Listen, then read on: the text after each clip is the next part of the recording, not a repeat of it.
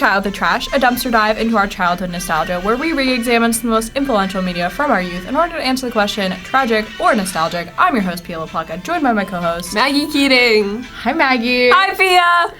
So if you couldn't tell by that lovely little song we just played, today we will be talking about Halloweentown. My favorite.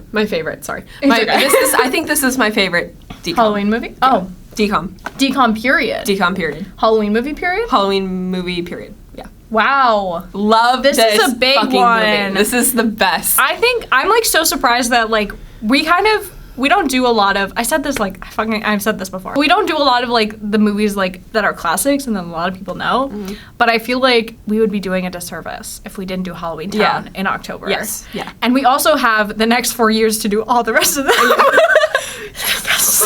I love all of them. I love them all. No, me too. So it's totally fine. I'm so excited. Yeah, I am too. 3 years from now when we're doing the third one. Return to Halloweentown. We're both out of college. Yeah. We're both like working corporate jobs. Yeah. And I'm going to be like, welcome to this episode of Childhood Trash. And we're going to have a real mic, a real setup. Mm-hmm. It's going to be amazing. It's going to be crazy. Oh, those are the days. Those will be the days. This is such a big deal. I'm very excited. So, some facts. This was written by Paul Birnbaum, John Cooksey, and Ali Matheson, and directed by Dwayne Dunham. This was released on October 17th, 1998. I knew it came out in 1998. Yeah.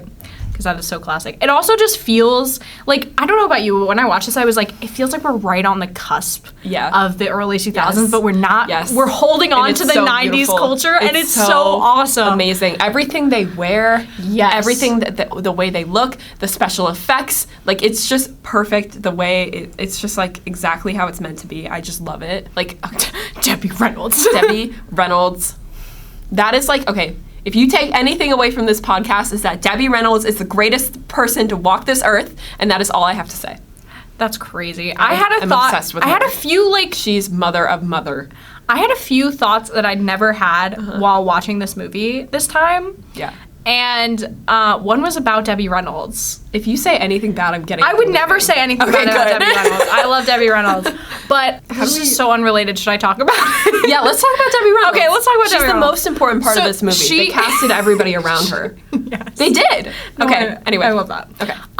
But no. So I recently have been really into learning about Elizabeth Taylor. Okay. Because I did a paper on her, and I just like have done a lot of research about her, and I'm reading her biography right now. But anyway, same era. That's why I'm mentioning it. And I was just kind of thinking, like, she was friends with Debbie Reynolds, and they were frenemies. She married her husband. Anyway, oh, yeah. It was a whole thing, you know, the tea of that time. But cinema. Yes. But I was kind of thinking about like how much of a different movie, not saying it would be better, not saying it would be whatever, but like what if like it was Elizabeth Taylor as the grandma Aggie instead of Debbie Reynolds. And I was just thinking about that. Yeah. Oh my god. But Debbie Reynolds just like has such like a heartwarming like I think it would be a different movie. Yeah. She's just so wonderful. Yeah. I just love her. I think she really like embodies the like warmth of this like grandma character, and like not like the hominess, but like kind of just like comfort. Comfort. And she, like, even though she's a witch in this story, like she doesn't really act or look like a witch. She's just like brings such like a motherhood, like I don't know. She's just like Barbie. Yeah. She just brings a Barbie sense to the movie. Mm-hmm. She's like, we are Cromwell women, and we're all amazing. And you're like, yeah, you are. And it's so cute. Yeah, she's giving like Strega Nonna. Yes. Yeah. Very true. And you just like, just every scene that she's in, she's giving it her all. Even though this is like a $4 million budget movie. I know. And it's like on Disney Channel with these actors she's probably never heard of before. And she's like doing all this amazing, like, just like, she doesn't understand. And I was devastated when she died. I was devastated. It hurt. And then Carrie Fisher died before her, and then she died of heartbreak. Like, are you kidding me? That was sad. It was a sad week. It was a really terrible week. It was a bad week for Billie Lourd. Yeah. Poor Billie Lourd. Yeah, let's get her on the pod. Get Billie Lourd on the pod. Let's talk about her grandmother. Love your grandmother. She changed my life. I'm so serious. But there's just so many amazing things to talk about. Like, I don't even necessarily want to touch on just, like, the plot. Okay.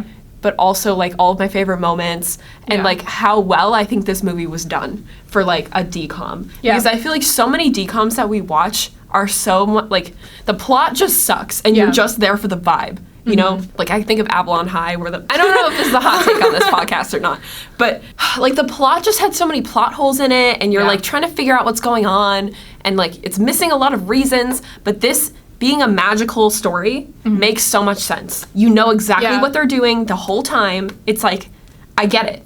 I think one of like the kind of things that it did so well is that it like established this world so like quickly, I would say, and like really effectively. And I think that's why like there's a lot of like Disney DCOM sequels out there that like whether or not they're necessary is something that can be debated. But I feel like in Halloweentown they built up such a world and magic system that it was like, of course we're gonna like take more time to explore this and like do other things with it. Yeah. And like whether like we can talk about the sequels when we get to them, but I just think there's like so much to do with this world. And I also, guys, while I was watching this movie, I had an idea for what the next Halloweentown movie should be. Oh, okay. So adding to our list of House of Anubis reboot, Halloweentown reboot, that's all I could. Yes, so it's going to be a prequel, but I'm not going to give away the plot. Wait, can you tell me the plot later? I can tell you the plot later. Okay, good. Okay.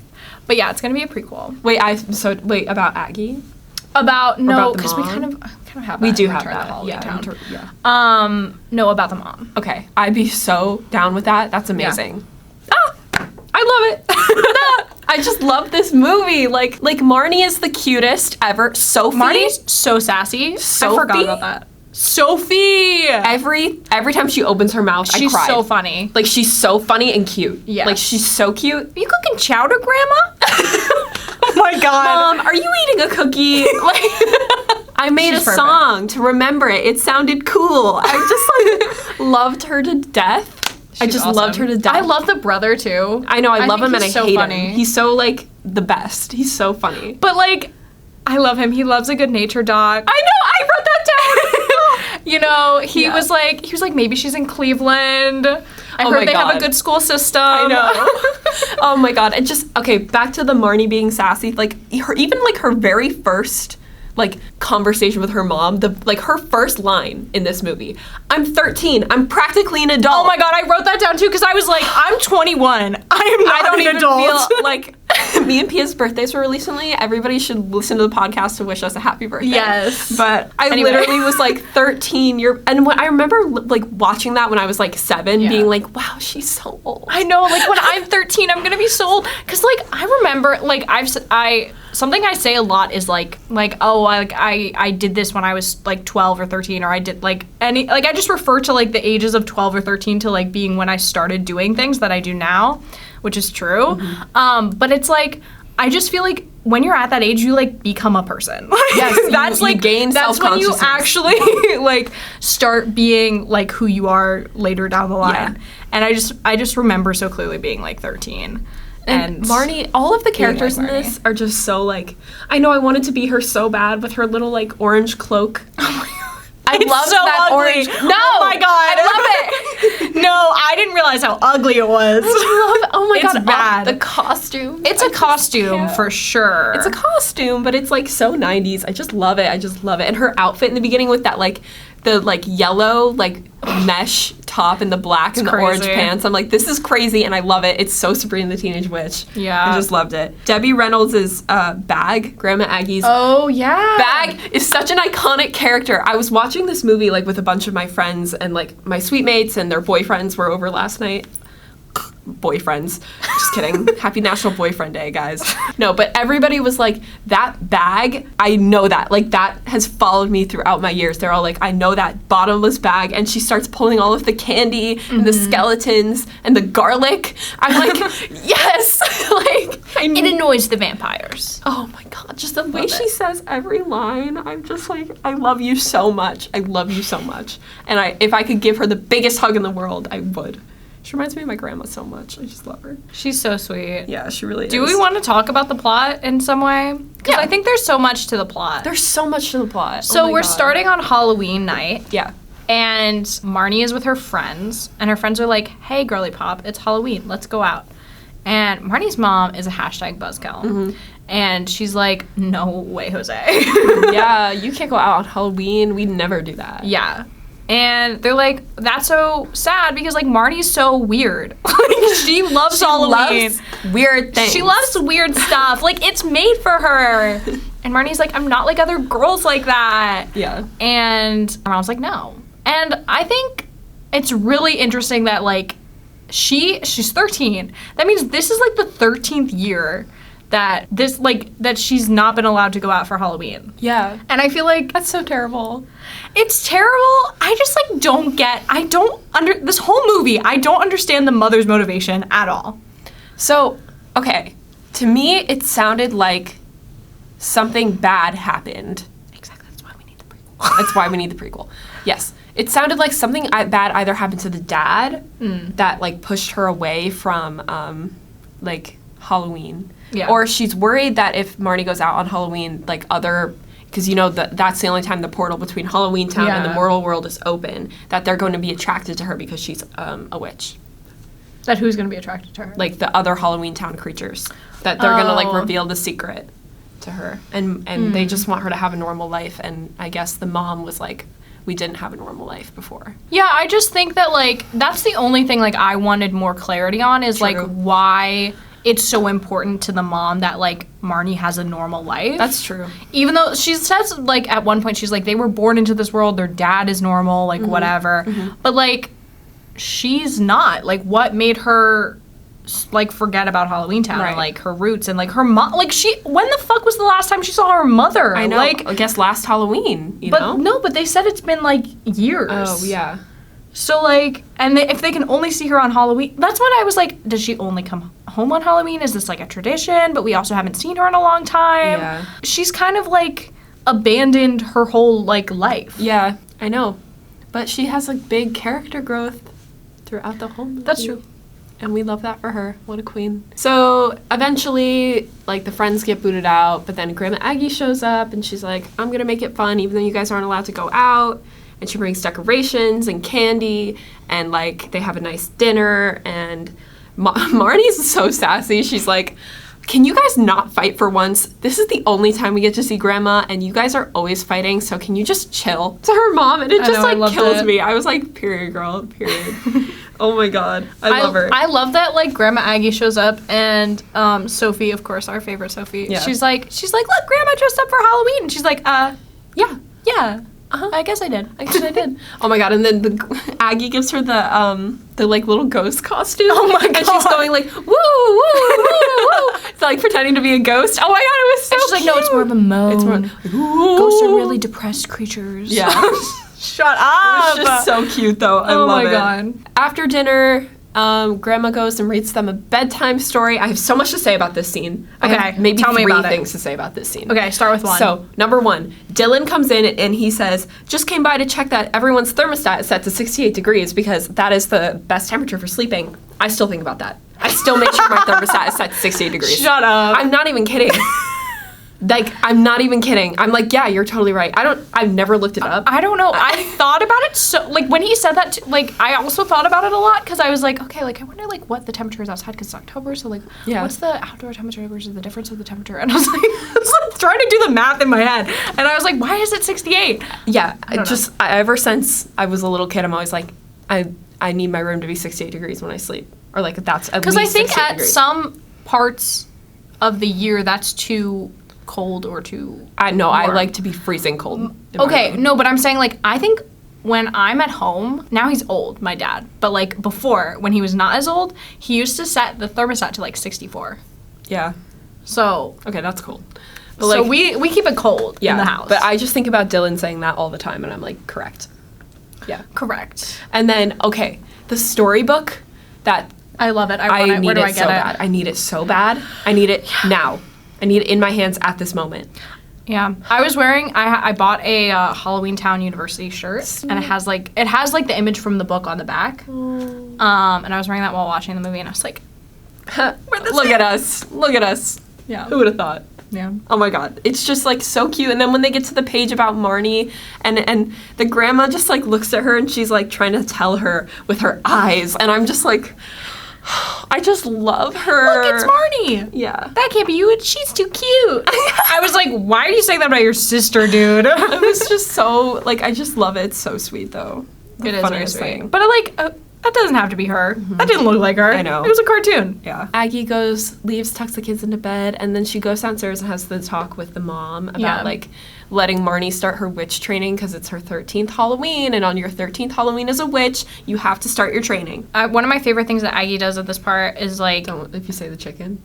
Fucking leave me alone. I'm sorry, it's the chicken. I wrote that down, too. The chicken. You know, the chicken is best when served... What is it? When served on the bone? She turns him back into the chicken. It's I so know. Cute. And then right before, after they have their like little argument, and then she leaves, she turns it back into a chicken while it's in the fridge. I just love her. I love it. She's just the best ever. And then Marnie has obviously overheard all this, so she's like, and so wow, I'm Sophie. a witch. Yeah. Yeah, because Sophie's intuition is crazy. I love Sophie. Somebody's coming.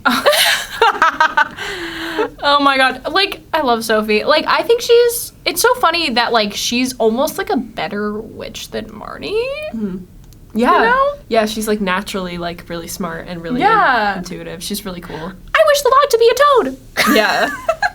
She's so cute. I love her. So Marnie wakes up Dylan, and she's like, we gotta go. We gotta follow Grandma to Halloweentown. And they go to the bus, and the bus is so great. I love the bus scene so much. Oh my god. Oh wait, so this time I was actually listening to what the other characters were saying. Me too. Okay, you first. Say it. Yeah. Well, I don't remember, but it was like really interesting, the little conversations that they like put in. Yes, all of the like extras in this exactly movie what were they were giving 110%. Oh, like it was so crazy. Like every time I was like, not only are these people in like full makeup, like because they were like dog faces or like cat faces and shit, and but they were heads, going for it. Yeah, they were like.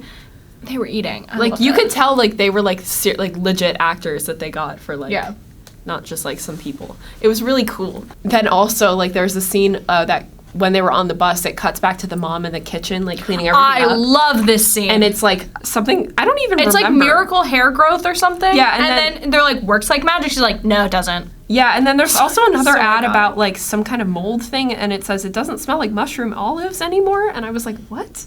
I know. I was so mushroom olives. Yeah, I was like, what? I don't know what that is. I was so confused. But I love that she's literally throwing away all this candy that Aggie brought for the kids, throwing it away. And then in the next time we cut to her, she has the trash bag of candy and she's just eating it. She's such a legend. Great continuity. Love that. But they arrive in Halloweentown, and it's so magical. And the big pumpkin in the middle of the square. It's like that's dying. all I want. It's all I want in my life is to live in a town where they have that giant pumpkin, and it's amazing. And okay, I can tell you a little story. So, where I'm from, we have this magical thing called Wegmans. I'm sure you've heard of Wegmans. I have Wegmans. Okay, well not everybody has Wegmans. So, Wegmans is I like their sushi. Yeah, me too. But it was founded in Rochester. And my Wegmans had this, like, one year they brought out this literally gigantic jack-o'-lantern pumpkin. Mm-hmm. And it was, like, plastic or fake or something. But it looked just like the one from Halloweentown. And I loved it so much because it was, like, my Halloweentown pumpkin was real. Aww. I haven't seen it in, like, 2 years. It's been gone. I don't know where it went. But I loved it so much. And it was, like, my Halloweentown pumpkin, so. Well, mortal see, mortal do. Mortal see. I wrote that down. Mortal see, mortal do. Mortal see, mortal do. Oh my god. So they hop off the bus after this crazy bus ride that's like going. It's kind of like, it reminds me of that. I think it's a bus. Come on, in no. In in Shark Boy and Lava Girl, I think there's a bus scene that's very similar. I don't remember, but I love Shark. Are we gonna do that? We should. I love that movie. I can't believe we haven't done that yet. It's kind of like, have you ever been on one of those things in a science museum? It's like a simulator of like going underwater or like, okay, it's kind of like those. Those are crazy. So they get off the bus and then they find out that Sophie was also on the bus. Yeah, they're like, Sophie! And she's like, hey. And then they meet Calabar. Oh my god, the mayor of Halloweentown. Well, he is the mayor. Yeah. Which, like, is this movie just about the corruption in politics? Like, I'm pretty sure it is. I think so. He's like Donald Trump. Oh my god. And so Calabar shows up. I have a love-hate relationship with Calabar because I think he's so funny. I think he's such a funny villain. Yeah. Oh my god, we were dying. There were so many scenes where I was just dying laughing. And I love that he's happening. He looks like an old-timey magician. Yes, I love it. It's amazing. It's so funny. Oh my gosh. He just pulls the lollipop out of his ear. And then he's calling Sophie Soapy. And then he introduces them to Benny, the legend, the cab driver. Oh my god, I love Benny. I love him so. And Benny takes them to the Cromwell residence where they go and see Grandma Aggie. And she goes, someone's coming. Somebody's coming. And you're like, oh my god. Like, they're all the same. And she's, okay, another favorite part of the movie, she's making instant witch's brew. I love that and too. And then she puts it in the microwave and she hits bubble, toil, and trouble.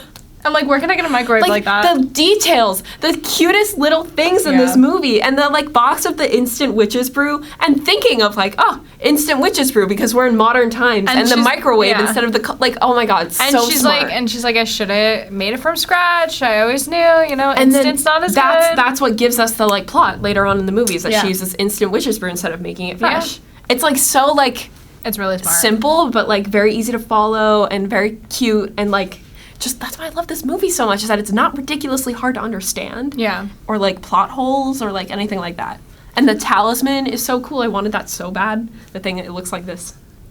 And it's got a ball. It does look like that. And then she's sprinkling and she's Anyway. Sorry, I get so excited about this movie. No, I was going to try to say her spell and then I it's bidiki something. Anyway. I did. Yeah. Yeah. I did have questions about how Grandma Aggie has been alive for so long because they talked about how she was I picked up this recipe in the 6th century from Merlin, and you're like, what? She's old as shit. I guess she's old as shit. Don't you remember in Return to Halloweentown when it's yeah, I know, and it goes way back in time. But then why has she only then how she's old just aging super slowly. I guess, but then how old is the mom? Interesting, right? I don't know I don't think it matters how old the mom is. Yeah, I guess not. Because I would say the kids are definitely aging normally because they're half normal. Yeah, that's true. But, yeah. Oh my god, what if the dad It's all in the prequel, guys. What if the dad aged normally and died, and she's really old, but, they had kids at, when the mom was, I don't know. You know what I'm trying to say? Yeah. That'd be kind of interesting. She looks like she's 30, but she's actually, 100 and whatever. 100, yeah. That would be really interesting. I don't know. That wouldn't make sense because then the kids would also be older. No, I don't know though because if she unless the dad she looks, I feel like there's a picture of him. He looks young. I don't know. No, unless she met him when she was already 100. Yeah, that's true. And no, see, this doesn't make sense. Yeah, I don't know. Because he couldn't have died of old age because then the kids would be older. Because he had to have those kids and, I don't know about modern biology, but, No, men can have kids forever. Yeah, but he was young in the photos. Yeah, that's very true. I don't know. Anyway. So they are what we're going to do is we're going to start Marnie's training. And she can't really start it because she sucks. And the first thing they're going to do is they have to make the witch's brew. Mm-hmm. Now, what's in the witch's brew, Maggie? A vampire fang, hair of a werewolf, sweat of a ghost. But they're also, at first they go on they don't make the brew until... But they talk about making it. Yes, you're right. They're we're going to have to be super stealthy about this and get all the ingredients. Okay, wait. The whole thing is that Aggie knows that something's going on in Halloweentown. There's a dark force that's threatening things. We haven't. Neighbors are going missing. And something's wrong. And she goes and talks to the mayor about it. And he's like, Aggie, baby cakes. Everything is all right. You're just under a lot of stress right now. Yeah. He's like, give me 2 days and I'll figure it out. And she's like, I don't believe you. Mm-hmm. I actually think you're lying. And they look in her cauldron and she's like, this will show us what we need to see, if something is wrong. And they look and they can see that there's a dark shadow creature or something that's controlling evil forces in Halloweentown that's turning her neighbors evil and making people go missing. So. Yeah, because her neighbor, I love her little neighbor who's I made muffin. Do you want a muffin? I made them for the headless shelter. Didn't realize they couldn't eat them. They don't have any mouths. Very funny. So funny. But another one of my favorite characters in town is frick, what's his name? I love the twins, the conjoined twins who are they're bickering funny. at the I love train Luke. stop. Luke, I was gonna bring up Luke is such a character. He's so funny. He's like, he is so silly. listen, Grammy. I'm the big cheese around here. Okay, big cheese. Okay. Okay, big cheese. Stop, I'm actually gonna cry. That's so funny. Okay, big cheese. So Luke is being a little nasty, but he's like, Grandma Aggie, if you want to know who the dark forces are, I can show you. He gave me a nose job. And so he gave me a nose job. Boy thinks he saw that because he had a nose job and some warts removed. It's so funny. And so he like brings Grandma Aggie to the like Movie old theater. abandoned movie theater and is like showing her basically who it is. And the guy comes out, the like mystical shadow creature. I don't Oh my like God. this. Like, You this don't? is This the only was thing I so don't like. Funny. I was don't laughing my butt off during this scene, bro. Oh, I think the scene is funny. Yeah. I think the scene is funny. I think the character design for the shadow creature it's is terrible. not my favorite. It's so His funny. mask is really like fake looking. Yeah, and and it's like got these weird gashes and stuff. Yeah. He's don't wiggling everywhere. It's so funny. He's He like a is wiggler. wiggling. And oh my God, I was literally dying. His banter with Luke is so funny. He's like, shut up. And Luke is like repeating his like speech back to him. Yeah. It's hilarious. And then like Aggie's like, I am gonna get you, rawr. And then the mom comes in too, and the mom shows up, and it's crazy. And then he starts shooting his magical freezing powers at them, and he misses. This is my favorite part. He's like shooting, and he misses, and he hits one of the already frozen people, and the frozen guy just like Yeah. off into the movie Yeah. screen, and I was dying. Like, well, we have to like include it because it was so funny. We'll put it on the Instagram. Yeah, we will. Eventually, he hits grandma and mom, and the kids are left on their own to make the witch's brew. So the mom shows up before this. Right. Yes. Sorry, we skipped a whole part. We I just got really That's excited. okay. And this is like so funny to me. So her and Calabar, Oh my God. let's yeah. talk about this. Yes, they were So- little like lovers in high school. they dated. They something. and he is salty about it. And I just think it's so weird. Yeah. It's a weird plot line for a kids movie. Yeah. He's mad. Like, he's just mad. He's like, you could have had me. And it's like, Okay. anyway, back to our Anyway. silly, goofy times. Yeah. This guy. Yeah. This guy. Back to the magic. Yeah. Yeah, he sucks. And she is like, the mom is super mad at the kids for leaving, and she's like, I don't want you here. I don't want you to know anything about this. And she's trying to take them home, but the bus isn't going to be for a very long time, so they have to stick around, which is kind of how they end up at the movie theater. Yes. Yeah. That's true. And then the kids have to go on a quest to make the witch's brew. I was dying. I love everything that they do in this. Yes, this It's montage so is amazing. fun. It's like peak. I don't know. Oh my God, literally my friend Chester said this is peak during that moment. He said this is peak cinema. Anyway, so the gym sequence, oddly sexual for some reason. I don't know if you noticed that, but they had this like girl in like a cheetah like bodysuit. Leotard, yeah. And she was like saying some crazy things. I thought it was just kind of like a jazzercise class. Yeah, but it was just weird. I don't know. It was like kind of Okay. weird. We were all like, oh, what's I thought it was funny. I really liked it. It was funny, but it was And giving then- like 80s weirdness. No, yeah, it was. And then they go into like the sauna and they find the ghost. the sweat box. And so they're like, okay, we have to distract him so that we can like get the sweat from him. And so like while the brother is like trying to like, he's making up facts. He's like, did you know that, what does he say? I don't know.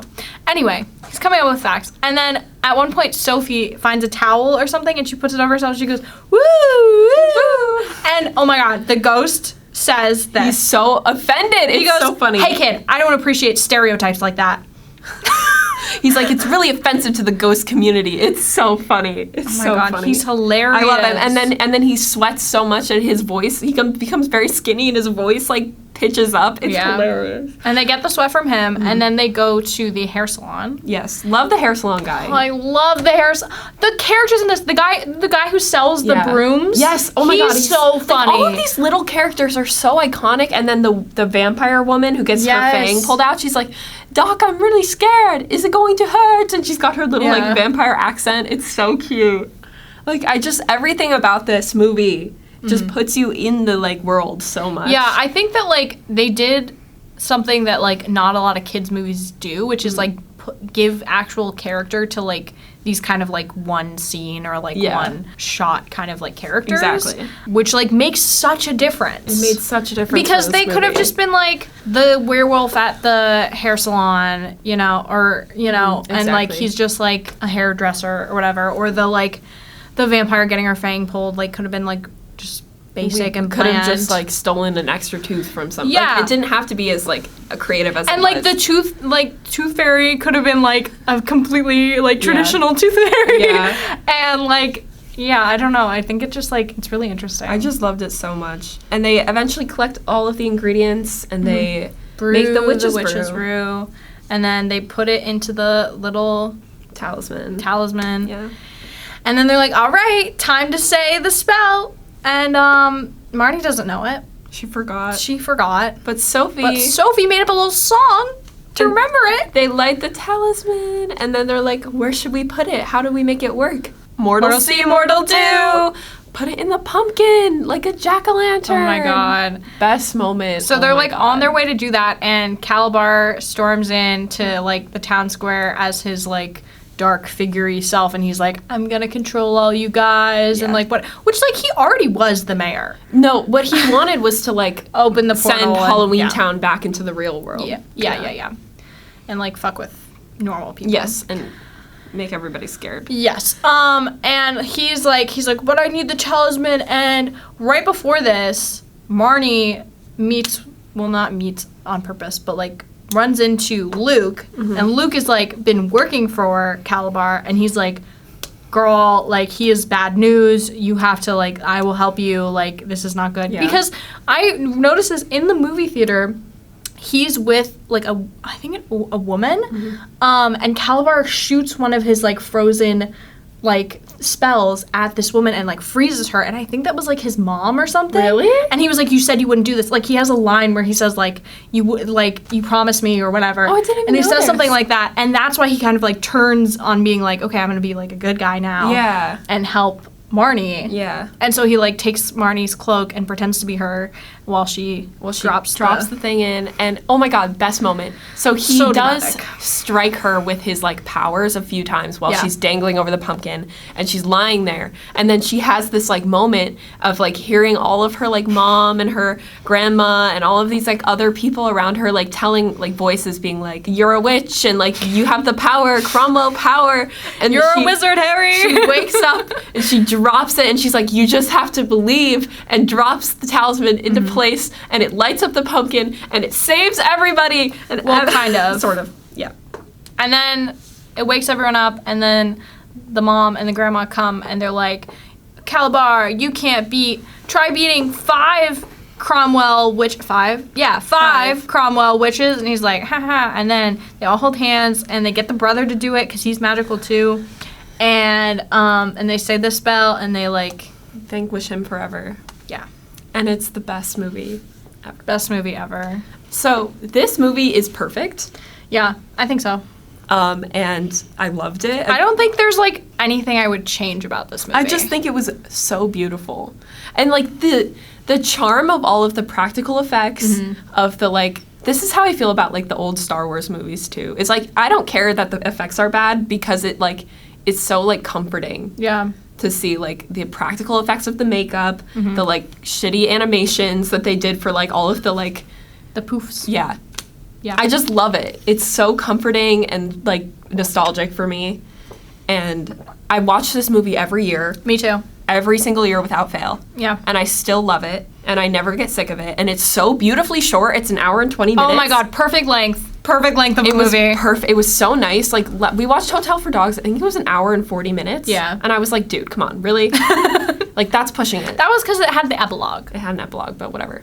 And there's like 4 great Halloweentown movies, and I cannot wait to like do them all. I'll probably watch more of them this year just because I do it every year. I just love this so much. Me too. I don't know what else to say. It's a favorite of mine for sure. It's not my favorite Halloween movie. What is your favorite Halloween movie? My favorite Halloween movie is Hocus Pocus. It's also my favorite movie of all time. That's fair. Also a valid choice. Yes. I just went to some of Salem, the filming locations. I've been meaning to ask you about that. And I died a little bit. We're going to talk later, so I'll see you in like a couple hours. But yeah. I do think like it's definitely like second. It's like just my so, favorite.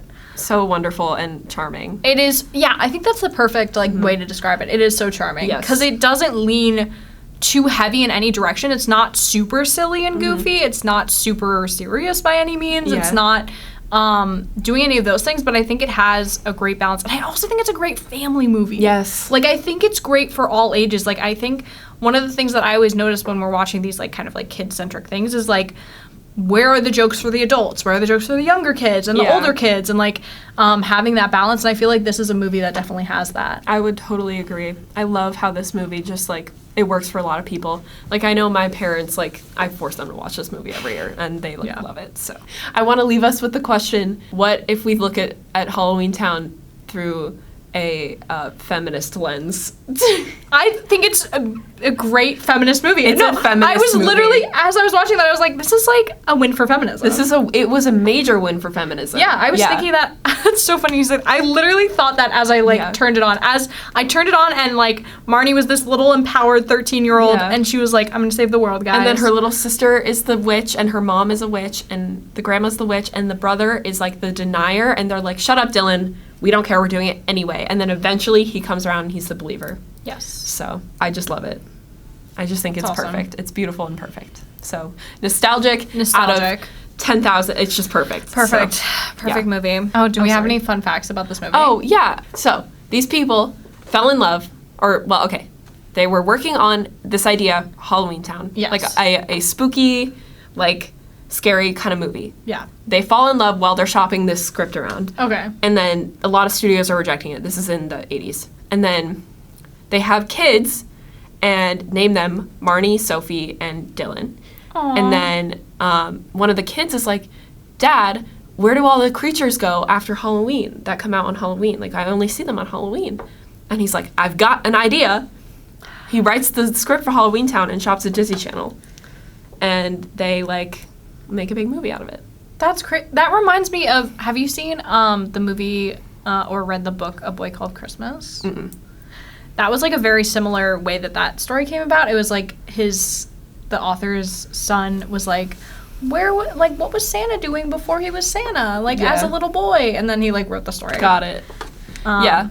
But that's so interesting. It's very, I didn't very know cute. any of that. Yeah. And Debbie Reynolds was also the first person that they cast in this movie, and like they didn't consider anybody else, because you get Debbie Reynolds in the movie. Why would you do that? And so like she just like was wanting to do TV at the time, and she was like, "This looks cute," and they cast everyone around her, and like yeah.